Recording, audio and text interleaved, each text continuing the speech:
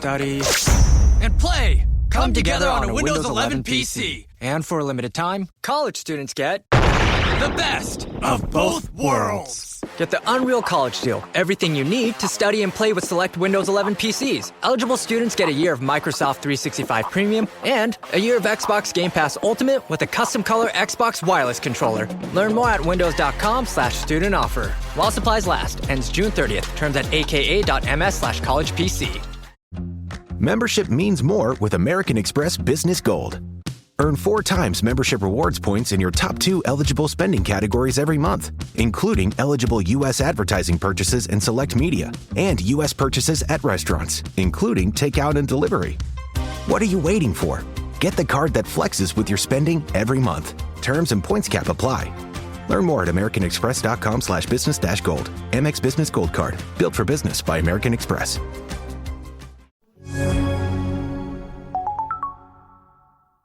Two other things that separate osteopathic medicine is our bodies have amazing abilities intrinsically to heal themselves. But sometimes things go kind of awry and they don't work as we want them to. And so our job is to help reestablish that so that that natural healing can actually take place. Sometimes that's through surgery. Sometimes that's through medications. Sometimes that's through new cancer drugs that we're seeing that actually stimulate your own immune system to do what it's supposed to do to fight tumors. So we want to learn and continue to develop how the body's own functions can be augmented. And then the last is the use of manipulation, the use of our hands as a tool to be able to treat certain problems with the musculoskeletal system that can overall impede our health and reduce how functional we are. So those 3 things separate how we train our physicians that's differently. And then I'm sure as we're going on, we'll talk a little bit more how where we train them also affects the end product. Hey everyone, this is Jonathan Marks from GoToHealth. I hope you're having a wonderful day. You know, getting a routine appointment for a doctor is becoming harder for many Americans, especially outside major cities. Rising demand for everyday and preventive care is outpacing available providers, leaving rural and underserved communities with limited options. More students are pursuing osteopathic medical education to help meet that need. A new study from the American Association of the Colleges of Osteopathic Medicine, that's AACOM, finds osteopathic medical schools support local jobs and economic activity and train physicians who practice in areas often with fewer healthcare resources. Osteopathic programs focus on whole person care, communication, and prevention, preparing doctors to care for patients in clinics, hospitals, and community practices. In our show today, we'll talk about the difference between a doctor of osteopathic medicine and an MD, and why a patient might choose a DO over an MD in choosing their primary care doctor. We'll also understand a lot more about the effect that osteopathic physicians are having in local communities, so stay tuned. Our guest today is Robert A. Kane, DO. He's the president and chief executive officer of the American Association of Colleges of Osteopathic Medicine, that's AACOM. AACOM is the leading organization representing U.S. osteopathic medical schools, advocating for osteopathic physician education, setting standards and supporting students in colleges and training future physicians who focus on treating the whole person, from primary care to specialized fields, to improve health. You can learn more at aacom.org. And before we get to Dr. Kane, a request. If you like our show, please give us a 5-star review or a thumbs up on Apple, Spotify, or YouTube, or wherever you're listening to us. It helps us get the word out to more people.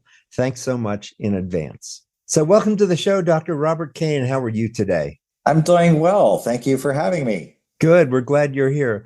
So tell us, doctor, what is the difference between a doctor of osteopathic medicine, otherwise known as a DO, versus a medical doctor, an MD? What's the difference between those two types of doctors? So as you're pointing out, we'll start with the fact that in the U.S. today, there are 2 medical degrees, DO and MD. Both are fully licensed to practice medicine and surgery unrestricted and independently. Mm-hmm. One of those pathways to a medical degree, DO, osteopathic medicine, heavily emphasizes the person in front of you. So it has a philosophy-based approach to medical education, tries to give a framework through which we want all of our graduates to see and practice medicine. And so that framework is very much about looking at the whole person, understanding them mind, body, and spirit as you take care of each of them. So think of it as, instead of reducing patients into the individual systems and parts, that we really want to see them as the collective whole. And so it's about a mindset that we try to instill into the students beginning very early in their medical education journey. Two other things that separate osteopathic medicine is our bodies have amazing abilities intrinsically to heal themselves. But sometimes things go kind of awry and they don't work as we want them to. And so our job is to help reestablish that so that that natural healing can actually take place. Sometimes that's through surgery. Sometimes that's through medications. Sometimes that's through new cancer drugs that we're seeing that actually stimulate your own immune system to do what it's supposed to do to fight tumors. So we want to learn and continue to develop how the body's own functions can be augmented. And then the last is the use of manipulation, the use of our hands as a tool to be able to treat certain problems with the musculoskeletal system that can overall impede our health and reduce how functional we are. So those three things separate how we train our physicians that's differently. And then I'm sure as we're going on, we'll talk a little bit more how where we train them also affects the end product. Yes. But let me ask you one more question, if you don't mind, and then we'll get to more about AACOM. So why, and it's kind of implicit in what you just said, but why might a patient choose a DO over an MD in choosing their primary care doctor? What might they consider? I think that in the face of primary care, it's about what type of connection are you looking for with your physician. And so a lot of times in family medicine, especially because of the connection to manipulation, that's the piece that they're actually looking for. Sometimes it's just that extra element of connecting to the patient, the compassion and caring that seems to be part of whole person care that they're looking for. A lot of times the depth of the engagement to truly understand the patient. I wasn't primary care, I was pulmonary medicine, but that idea that we were always thinking about what have we missed in this person's story that if we knew might help us to take better care of them. So I hope they're looking for that comprehensive mindset and the use of their hands if you're making that selection. Hey all, Jonathan from GoToHealth. Let me ask, how do you sustain your energy throughout the day? I try to do it with the morning cup of coffee and then one in the afternoon as a pick-me-up, and of course my daily vitamins. But what if I told you I was trying something new that's working for me just great? It provides me with sustained energy and focus, with caffeine for alertness, but balanced by amino acids and taurine to prevent jitters or crashes. It also has a blend of B vitamins, L-carnitine, and choline to power my energy and mental clarity, even if I didn't get the best night's sleep. It's also packed with vitamins A, C, and E to support my immune health, even with my days of packed schedules. And it's sugar-free and what I'll call flavor-forward. I alternate between 3 delicious flavors: mandarin orange, mango strawberry, and fruit punch. Just 1 small scoop of mix in 8 ounces of water and I'm done. Boom, off to the races. This formula boasts 32 years of brand expertise and thousands of 5-star reviews from millions of users. And it's a woman-owned company. What's this product I'm yakking about? It's called Spark Energy Plus Focus from Advocare. Spark Energy Plus Focus. For GoToHealth listeners, I've scored 30% off and free shipping. Go to drinkspark.com and use code GoToHealth at checkout. That's code GoToHealth at drinkspark.com. Let's tackle the day together with Spark Energy Plus Focus. Great. Thank you for all that clarification. So you are the president and chief executive officer of the American Association of the Colleges of Osteopathic Medicine, and I understand you've just completed a report recently. Tell us what's in the report and what are the salient features of that. Yeah, so the report is actually about the impact of osteopathic medical education, both on workforce, physician workforce, and on the economy. And just to back up a moment of what was the driver, why would we want to undertake that report? I noticed in this role, so this is my 7th year in the role, and I kept noticing that individual colleges of osteopathic medicine were producing reports about their impact in their state. And I was impressed, especially by those schools where there are states where they have multiple medical schools. And the leader in retention in the state, primary care physicians in the state, contribution to it, and contributing to rural practice was always the DO school. And I kept thinking, well, that's pretty important. And they may be telling their story in, say, Michigan or West Virginia, but what would happen if we could tell that story nationally and be able to show that as we look at this complicated healthcare system with all the challenges that we face, what's the piece we're playing? What's the difference we're making? And can we put that together? So we brought this report together for that purpose. And it has, as I've mentioned, these two elements, workforce and economics. And indeed, what it has helped us to see is that the schools in general across the country are doing a great job graduating more than half of their physicians moving into primary care, and about a quarter of their physicians moving into some of the highest need specialties in medicine, things like psychiatry, general surgery, emergency medicine, obstetrics, other entry points then into the healthcare system. And that when they do open, the effect they have on the economy, the typical new COM will employ about 700 people, brings in individuals that are oftentimes practitioners because we need physicians to educate the students who by opening clinical practices then affect the local healthcare. And all of those people employed are, of course, affecting the local economy. But the last point I'll make is, importantly, we don't concentrate our education in a single center, a single large academic research center in a single city, similar to our counterparts.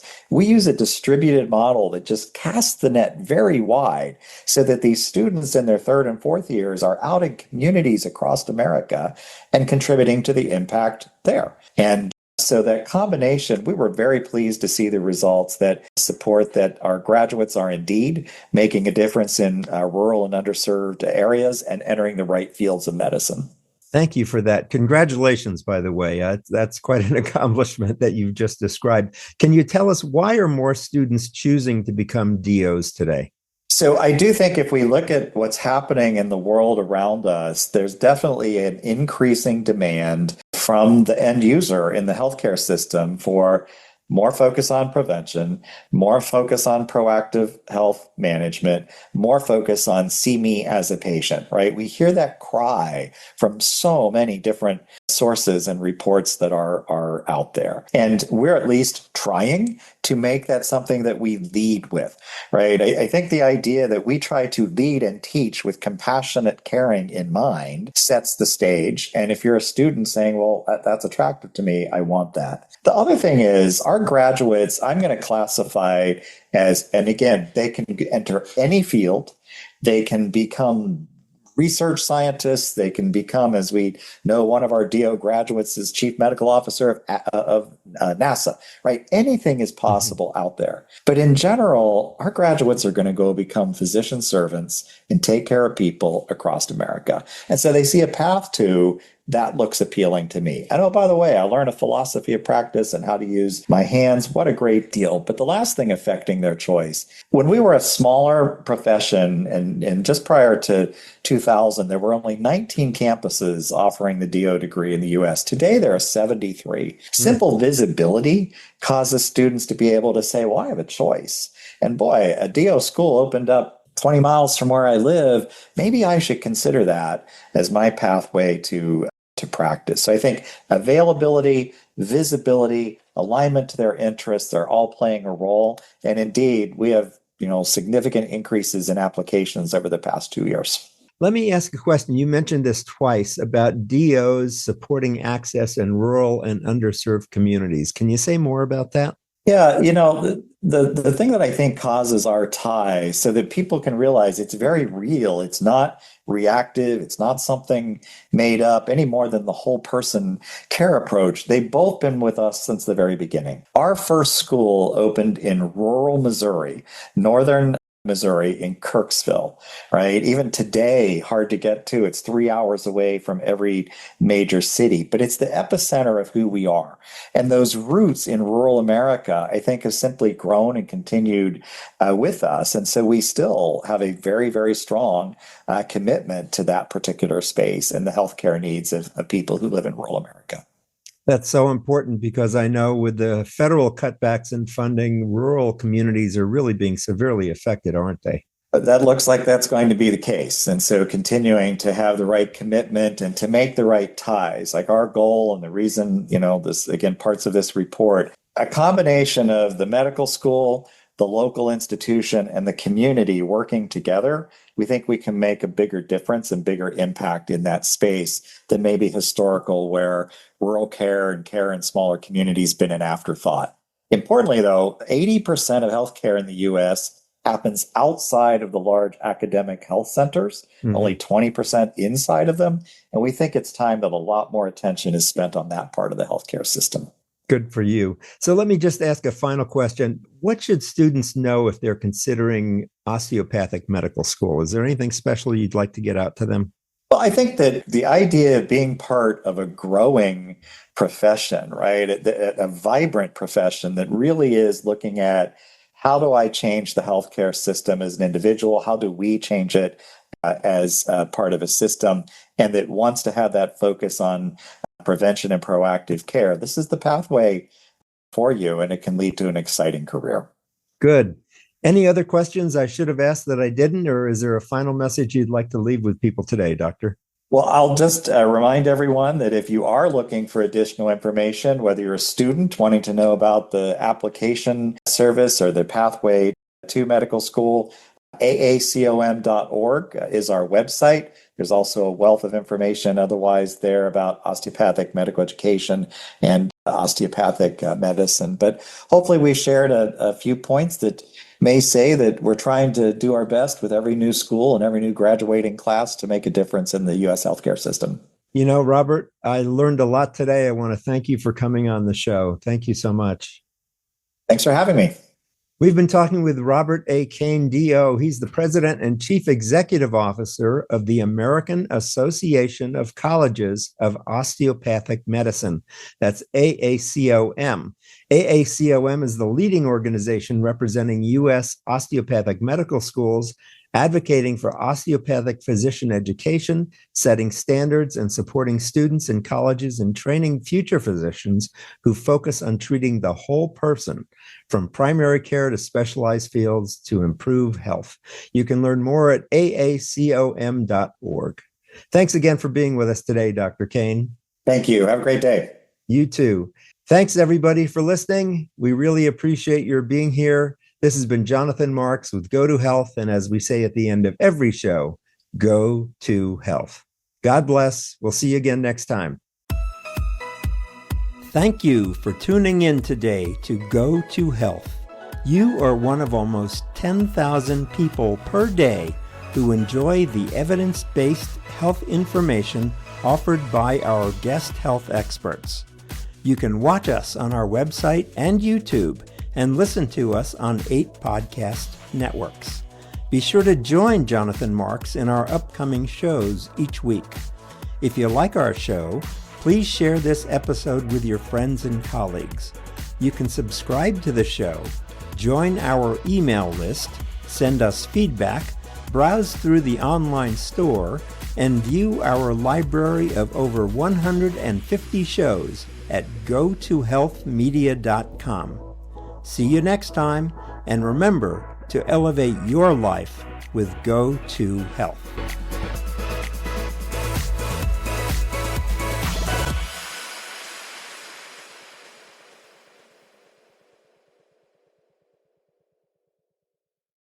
What if success didn't start out there, but with you? Listen to Start With Yourself, written and read by entrepreneur Emma Greed, for a no BS blueprint on redefining ambition, breaking old rules, and building the life you actually want. Real talk, real tools, real results. Start where it matters most, within. Listen to Start With Yourself on Spotify now or wherever audiobooks are sold.